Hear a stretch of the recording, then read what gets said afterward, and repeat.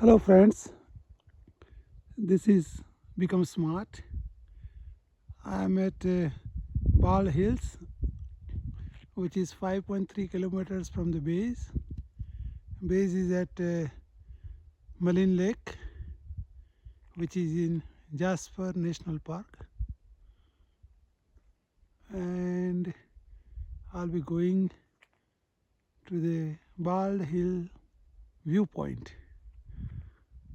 So that would basically would be even further 2.5 kilometers.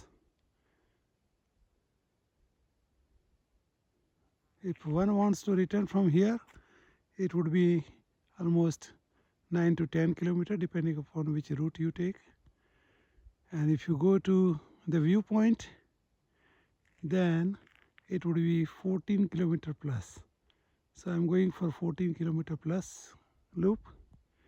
Okay, you can see those glaciers there, still shining in the sunshine.